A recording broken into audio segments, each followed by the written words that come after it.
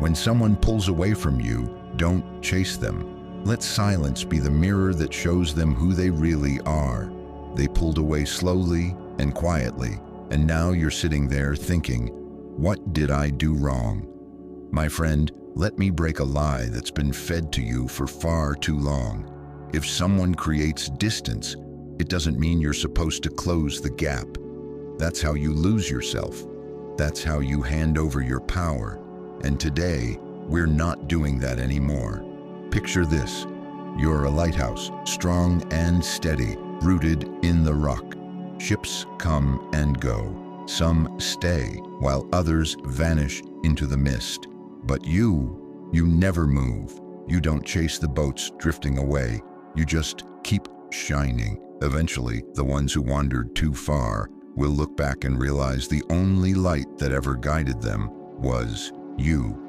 But see, most of us aren't taught that. We're taught that love means running, chasing, proving. If someone stops texting, we need to double text. If they pull away, we have to pull harder. Society tells us, don't let them go, show them your worth. But that's the trap, that's the programming. You end up sprinting after someone who's not even looking back. Worst of all, you mistake your desperation for love. Let me give it to you straight.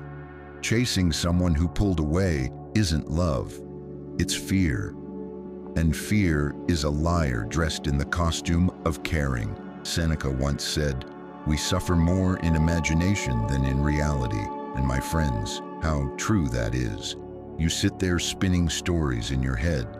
Maybe they're confused, maybe they need space, maybe if I just reach out one more time. But what if the most powerful thing you could do is say nothing at all? What if silence wasn't weakness, but a weapon, a strategy, a sacred boundary? Here's the truth they don't want you to know. When you go silent, it doesn't push them away. It pulls them in, not because you played games, but because you finally stopped playing yourself. You see, silence isn't emptiness, it's full of presence. It says, I don't need to explain my worth, I am the explanation. Now, I know some of you are still tempted. You want to send that one last message, just something small, just to test the waters. But let me tell you what that message really says. I still need your validation. And trust me, the moment someone senses that, the attraction fades and the energy shifts. You go from being a mystery to being an option. Let's flip the script. You don't chase clarity, you become it. You don't run after someone to prove you're enough. You stand still and let them realize what they walked away from. Because the real ones will come back on their own, and the ones who don't, they were just passing ships, not your forever, not your flame. So if they pulled away, good. Let them. That silence you're sitting in, that's not loneliness. That's your power recharging. It's the space where you stop bleeding for people who never learned how to bandage your heart. My friends, from this day forward, no more chasing, no more begging, no more over-explaining your love to people who can't hear it. From now on, you choose silence. You choose stillness. You choose you. Say it with me in the comments right now. I choose silence. Type it, own it. Let the world know you're done chasing shadows. And if you're tired of being the one who always gives, always reaches, always breaks, then press that like button, hit subscribe, and stay with me because we're just getting started. Number 1, stillness interrupts the pattern. He who does not move does not notice his chains. Most people don't even realize they're in a loop until it's too late. You give, they pull back. You chase, they run further. You panic, they relax. And the more effort you pour into closing the gap, the more invisible you become. It's a painful truth, my friends, but let's say it out loud. The moment you start chasing, you stop being seen, not as powerful, not as valuable, but as predictable. Now, imagine this with me. You're on a stage. The lights are on you. You're performing your heart out, singing, dancing, giving everything you've got, and the crowd is silent, cold, distracted. They're not even watching. But instead of stepping off the stage, you start performing harder, louder, desperate for applause that never comes. That's what chasing someone who's pulling away looks like. You lose your power trying to prove it. And I know what you might be asking right now. But what if I don't act? Won't they forget me? What if silence just pushes them further away? What if they think I don't care?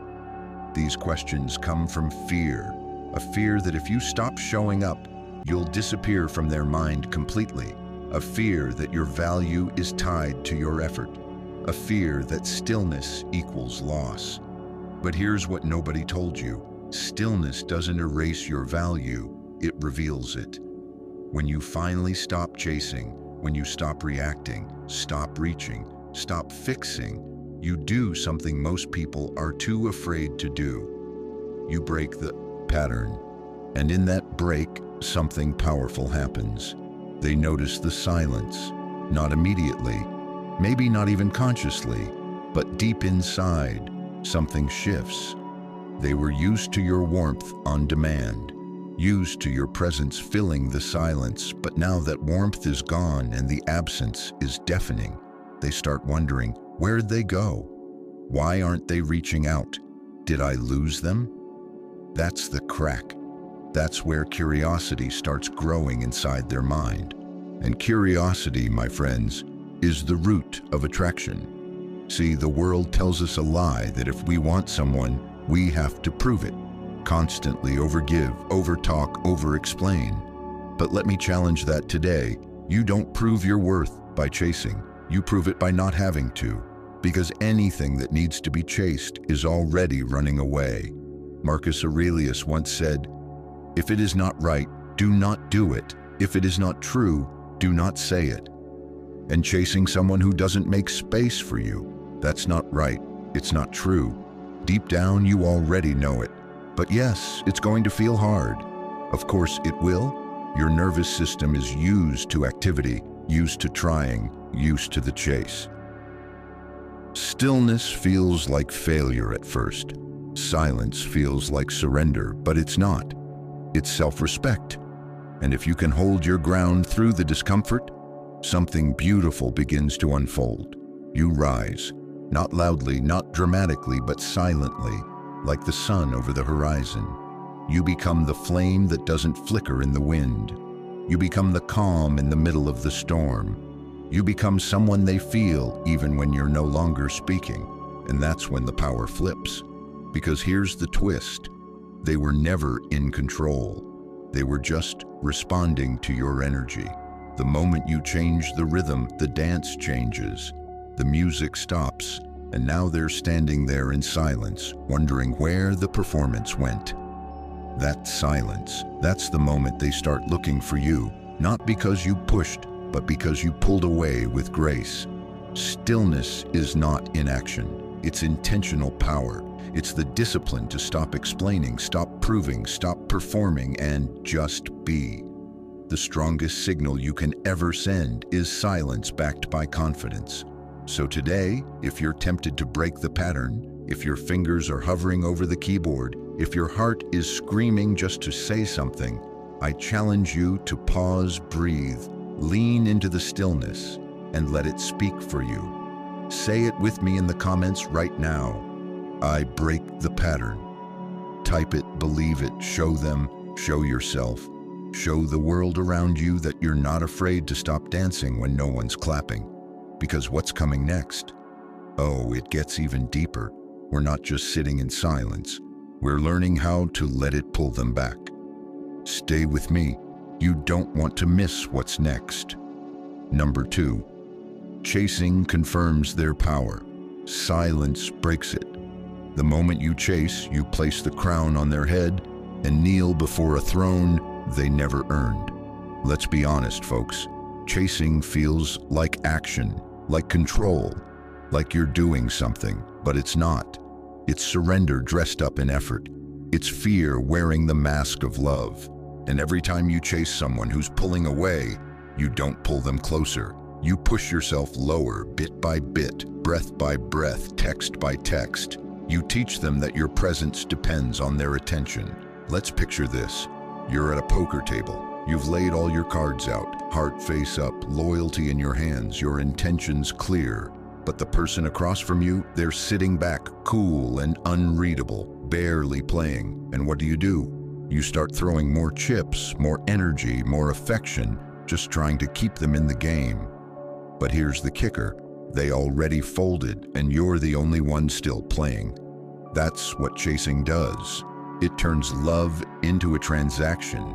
You're making payments on your own, alone. And I get it, I really do. That urge to fix it, that aching need to get a response, any response. You think, maybe if I reach out one more time, they'll realize what they're losing. Maybe they're just confused. Maybe they need a little push. But let me tell you what they actually need. The silence that makes them miss you. Not your panic. Not your paragraphs, not your pain packaged as a plea. Because when you chase, my friends, you send a message louder than any words. You're the one in power here. I need you to validate me. My worth is up to you. And guess what? People feel that energy, even through screens, even through silence. They feel the imbalance, they feel the pressure. And you know what people do when they feel pressure? They pull away even more. You confirm their control, and they lose respect for your calm. That's not attraction, it's imbalance. Marcus Aurelius once wrote, "You have power over your mind, not outside events. Realize this, and you will find strength." Here's where it lands. When you stop chasing, you stop living in reaction. You start reclaiming your space. You start owning your energy. But let's talk about why chasing feels so addictive. It's because deep down, we're wired to seek resolution. We want closure. We want a clean ending. So when someone pulls away, we scramble to fix it, not because we want them back, but because we want to feel okay again. And chasing feels like control, like doing something. But it's not control, it's a fear response. It's survival mode. It's your nervous system screaming, do something before they disappear forever. But here's the truth they never told you. Someone who can be chased isn't meant to be kept.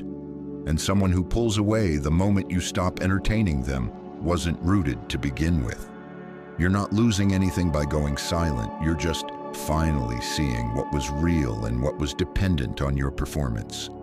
Now, I know you might be thinking, but if I don't chase, won't they think I've stopped caring? No, they'll feel something deeper, something far more powerful than words. They'll feel the silence, the shift, the space where your energy used to be, and that space echoes louder than 1,000 texts ever could. Think about the most magnetic people you've ever met. They don't beg, they don't prove, they don't explain. They walk away when they're not seen. They don't chase, they attract, not because they don't care, but because they know they're worth being chosen without having to audition.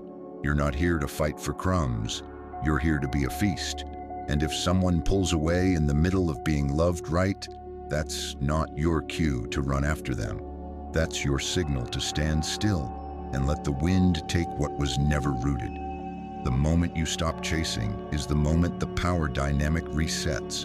Not with anger, not with games, but with quiet strength. That stillness, that pause, that's when they finally feel the absence. And not everyone deserves a return from it. So next time you're tempted to send that just checking in message, stop. Look in the mirror and ask yourself, do I want a connection built on begging or balance? Say it with me in the comments right now. I do not chase. Type it, own it, say it with your chest. Show them, show yourself, show the world around you that your worth is not up for grabs. And what's coming next? Oh, it's going to hit even deeper, because silence doesn't just echo. It rewires everything they thought they knew about you. Stay with me. We're just getting warmed up.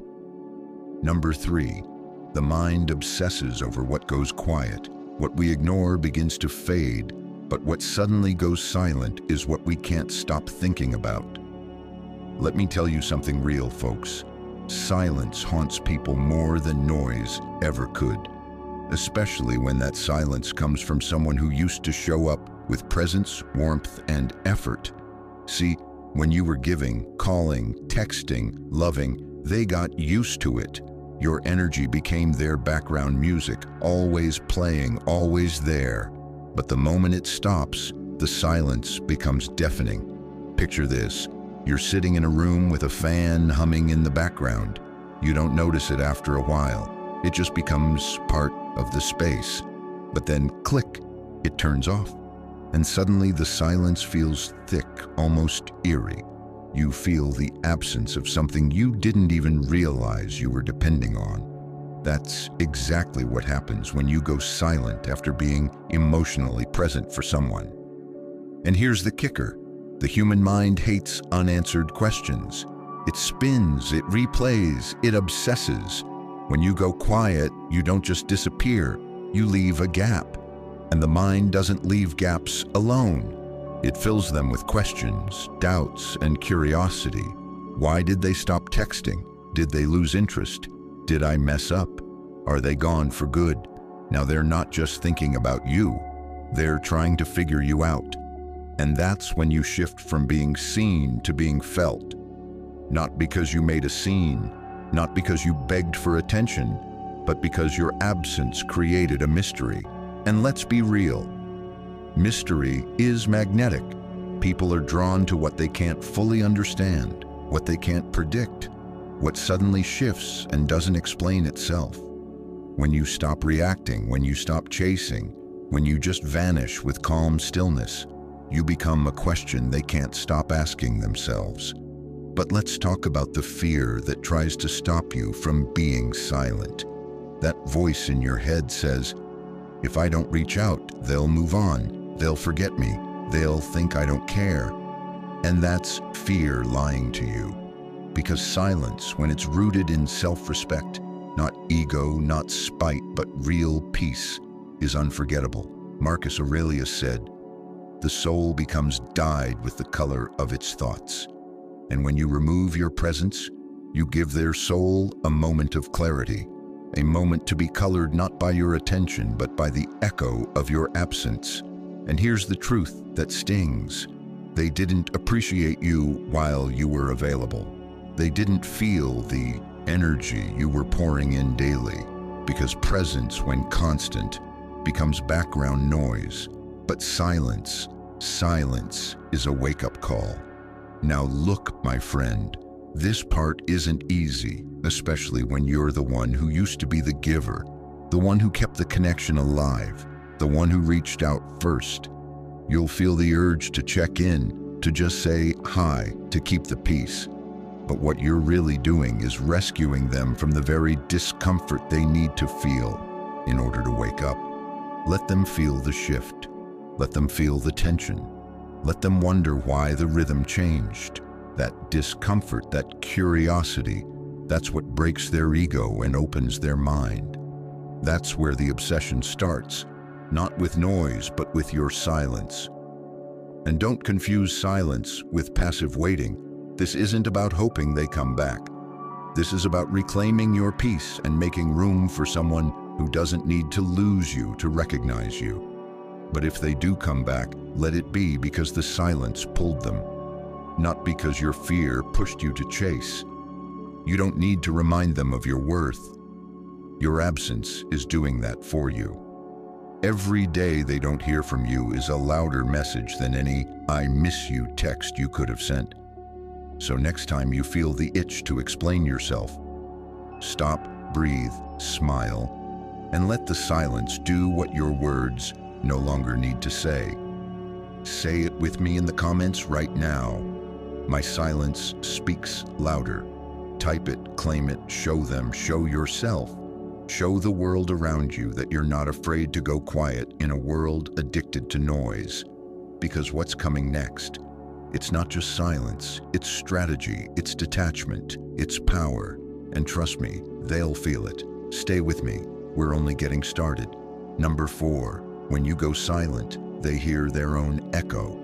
Silence is not the absence of sound, It's the presence of everything they tried to avoid hearing.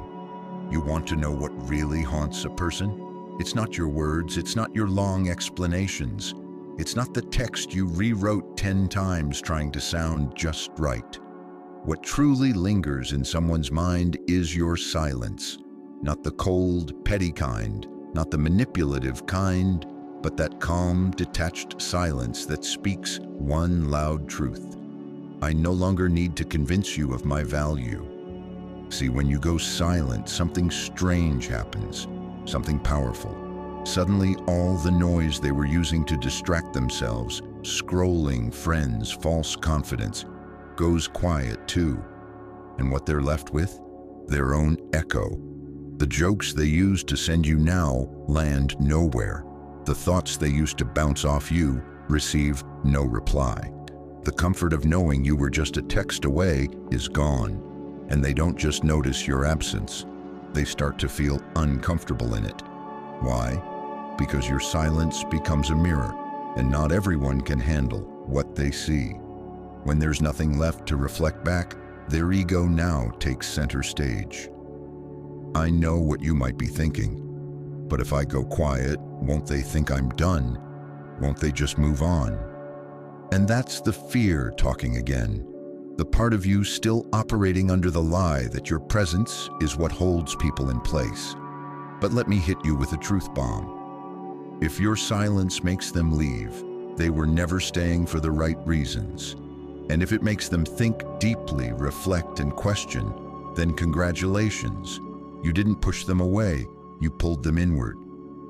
Epictetus once said, "We have 2 ears and 1 mouth, so that we can listen twice as much as we speak." And when you stop speaking, guess what? They start listening. Not to your voice, but to their own guilt, their own choices, their own ego. And for some people, that's the first time they've ever had to do it. Let me give you a picture. Imagine you've always been the soft place someone landed, the safety net, the emotional crutch. And then one day, without warning or rage, that softness turns to stillness. That net disappears, and now they're falling into the space they created.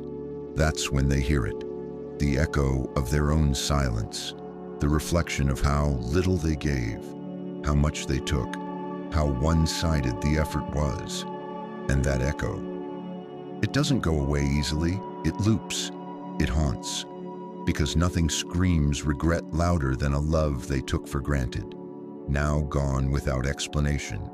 That's the power of quiet detachment. That's the power of walking away, not with noise, but with grace. But I get it, you're human. There's still that part of you that wants closure, that wants answers, that wants them to know how much it hurt. But here's where you rise.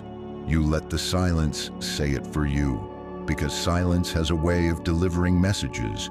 Pride will never let you say, and trust me, it hits harder when it's not spoken.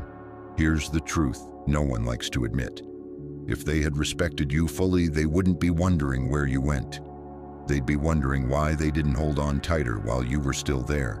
And now they sit with the echo, the empty space, the void where your presence used to live.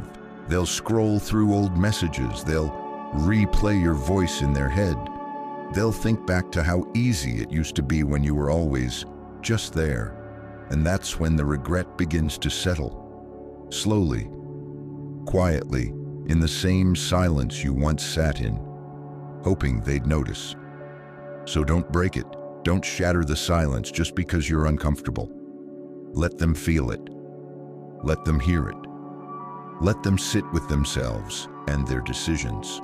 Because if they ever come back, it shouldn't be to the old you who begged. It should be to the new you who healed in the silence they once ignored. Say it with me in the comments right now. My silence is my message. Type it, believe it, show them, show yourself, show the world around you that you don't need noise to be heard.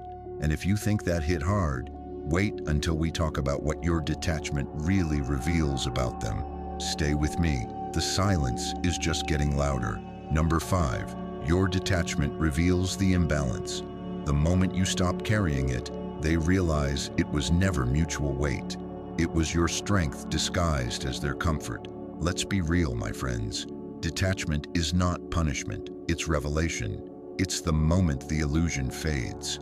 When you stop showing up with arms wide open, when you stop explaining yourself, when you stop overextending just to keep a connection alive, the balance, or lack of it, becomes painfully clear.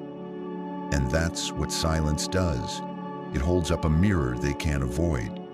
See, when you were always there, always reaching, always keeping the rhythm going, they thought the music was playing on its own. But the second you stepped back, the music stopped. And that's silence. It hits different. It makes them realize you were the melody all along. You were the warmth, the effort, the glue holding it together. Here's the harsh truth they don't teach you in romance movies. Most people don't recognize imbalance until the other person stops carrying the weight. And let's be honest, you were carrying a lot, weren't you? The emotional labor, the communication, the consistency. You were the heartbeat of something they didn't even know was running because you made it look so effortless. But the moment you detached, that's when the lights came on. Imagine a seesaw. You've been sitting on one end for a long time, holding the balance. They got used to coasting, barely doing anything, letting you adjust, letting you compensate. But now you've stood up quietly, calmly, no drama, just done. And boom, the whole structure tips. They finally feel the imbalance. Not because you made a scene, but because you stopped playing the game. And I know deep down you thought that if you just loved harder, stayed longer, proved yourself enough, they'd finally match your energy. But love doesn't work like that. Energy doesn't lie. And silence exposes the truth effort tried to cover up. They were comfortable, not connected. They were fed, but never truly hungry. They were present, but not participating. And your detachment, it's not rejection, it's clarity. It's saying, if I have to carry the whole thing just to keep you near, maybe you were never really with me at all. Marcus Aurelius said, the object of life is not to be on the side of the majority, but to escape finding oneself in the ranks of the insane. And insanity, my friend, is giving your all to someone who gives you halves. Peace may be how you escape that madness. It's how you return to your center. It's how you finally let the imbalance show itself for what it always was. Now, don't get me wrong, detachment isn't easy. It takes courage to stop giving. It takes discipline to stop checking in. It takes strength to go quiet when every part of you wants to scream, "Do you even care?" But here's the thing, your silence will answer that question louder than any reply ever could. And what they'll feel isn't just distance, it's absence. The absence of your consistency, the absence of your kindness, the absence of the safety they took for granted. And when people lose comfort, that's when they wake up. That's when they ask the hard questions. That's when they realize you were not just another person, you were the person. But here's where you level up. You don't return just because they finally notice. You don't come running the second they say, "I miss you." Because detachment is not a tactic, it's a transformation. It's not about pulling back to punish them, it's about pulling back to protect yourself. You're not detaching because you stopped caring. You're detaching because you finally started caring about you. So if someone only starts appreciating you once your energy is gone, that's not love. That's loss. That's the echo of what they took for granted, now screaming in the silence they created. And if they can't handle the stillness of your absence, they never respected the storm of your presence. Say it with me in the comments right now. My detachment is my clarity. Type it, breathe it, believe it. Show them, show yourself, show the world around you that when you stop carrying what was never mutual, you stop sinking. And if that landed deep, just wait. Because next, we're not just staying quiet. We're learning how to never give them what they secretly expect. Your reaction. Stay with me. The shift is only getting stronger. Number 6, they expect you to react. Don't give them what they want. The true test of power is not in what you say, it's in what you don't. They know you, or at least they think they do. They've seen the old version of you, the one that over-explains, the one that rushes in to fix things, the one who flinches at the first sign of silence, who folds the moment someone pulls away. And that version, that's exactly who they're expecting to show up. But not this time, not anymore. Because this time, you're not going to break character just to soothe someone else's ego. This time, you don't give them what they're waiting for, a reaction. See, when people pull away, they're not always leaving. Sometimes they're watching, waiting, testing. They want to see if they still have access. They want to know if they can go cold and still find you warm, if they can disappear and still have you reaching. It's not always about losing interest. It's about seeing if you'll give them power without them even asking. And the moment you react, the moment you send that, "Hey, just wondering if we're good" text, the moment you break your silence first, you confirm everything they were hoping for, that you'll bend, that you'll chase, that they still matter more to you than you do to yourself. But when you don't react, when you don't explain, when you don't even blink, that's when the game changes. Imagine a stage. They throw a line at you, an invitation to the drama, a subtle shift in energy, a missed call, a dry reply, a pause. That's your cue, right?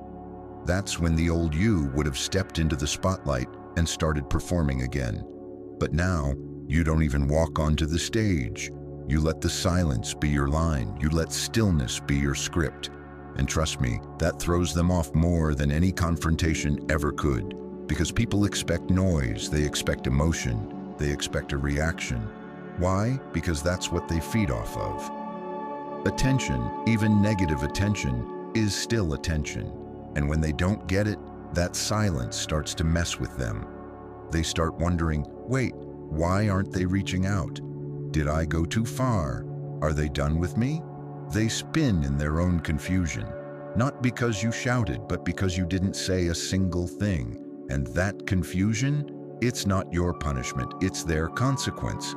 Marcus Aurelius once said, "The best revenge is not to be like your enemy." And what that means here is this: if they expected you to beg, let them meet your boundaries. If they expected you to explain, let them meet your stillness. If they expected control, let them face your calm indifference. But I'm not saying this is easy. Oh no, this is one of the hardest parts of the journey, because silence requires strength, restraint, discipline. Every part of you will want to act. Your fingers will hover over your phone. Your chest will ache with words you'll want to send.